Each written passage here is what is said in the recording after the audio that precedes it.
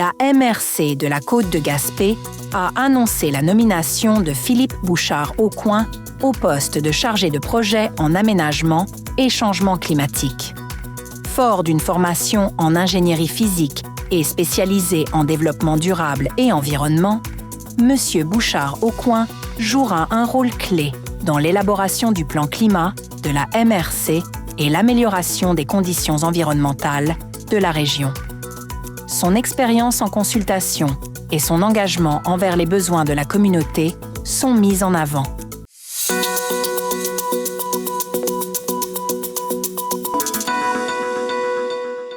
La MRC de la Côte de Gaspé a nommé Julie Fournier-Lévesque au poste d'agente de mobilisation en développement social.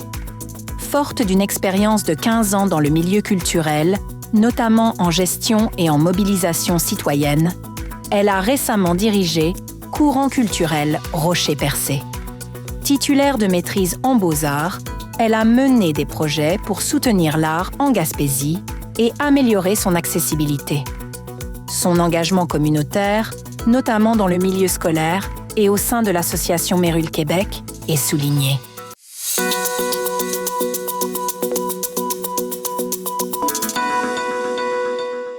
La campagne électorale dans la circonscription Gaspésie-Île-de-la-Madeleine, Listigouge, a démarré sur les chapeaux de roue avec un affrontement direct entre la ministre sortante, Diane Leboutillier, Parti libéral, et son principal rival, Alexis Deschênes, Bloc québécois. Le point de discorde, le nombre de débats à organiser. Deschênes souhaite multiplier les rencontres avec les électeurs à travers toute la circonscription, proposant des débats dans chaque MRC. Leboutillier, quant à elle, juge cette proposition excessive et préfère limiter les débats à 2.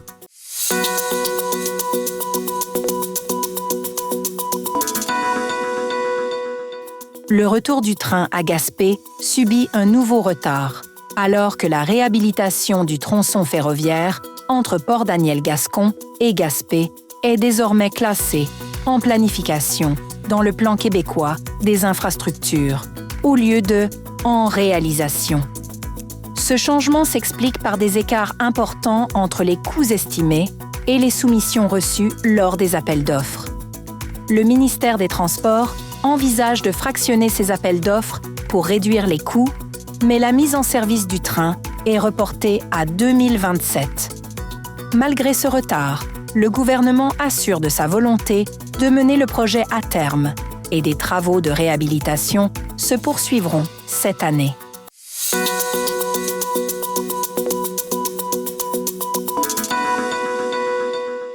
La MRC du Rocher-Percé a annoncé le retour d'un budget participatif destiné aux jeunes âgés de 12 à 17 ans, avec une enveloppe de 10 000 $. L'objectif principal de cette initiative est de rapprocher les jeunes de la vie citoyenne municipale en leur offrant l'opportunité de proposer et de réaliser des projets qui leur tiennent à cœur et qui répondent à leurs valeurs. Le préfet du Rocher-Percé, Samuel Parisé, a souligné l'importance d'écouter les idées des jeunes et de leur donner une chance de s'impliquer dans leur communauté. Un projet similaire avait été lancé en 2020 avec un budget de 50 000 $, permettant la création d'un lieu de rassemblement pour les jeunes, la mise sur pied d'une friperie, le lancement d'une aire de plaisance et la construction d'un terrain de volley-ball de plage. Le succès de cette nouvelle édition pourrait mener à un élargissement futur du programme.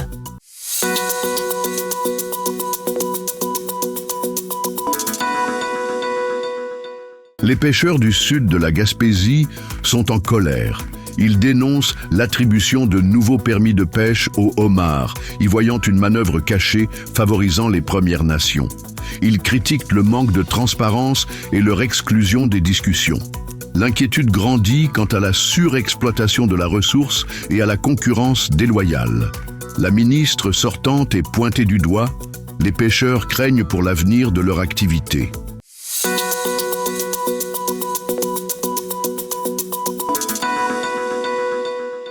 Selon Gaspésie Nouvelle du 25 mars 2025, la construction d'un nouvel aréna à Gaspé ne devrait pas avoir lieu avant au moins 2027.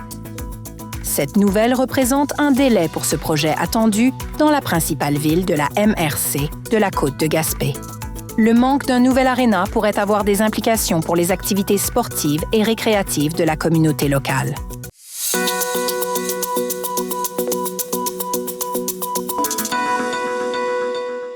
Radio CHNC rapporte que l'ancienne mairesse de Percé, Cathy Poirier, a commenté la poursuite judiciaire intentée contre des élus, des cadres et des citoyens de la municipalité.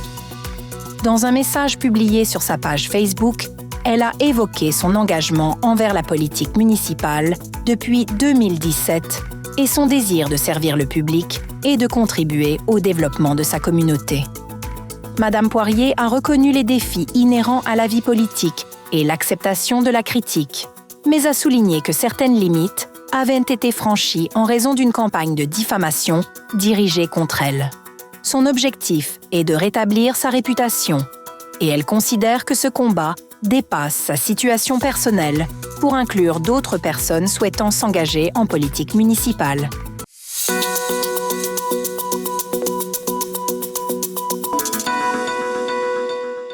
Un article de Gaspésie Nouvelle révèle que la MRC du Rocher-Percé n'appuie pas la demande de la ville de Chandler concernant un moratoire sur les coupes forestières sur le territoire de la rivière Petit Pabot. Cette décision a été communiquée lors d'une séance du conseil de la MRC.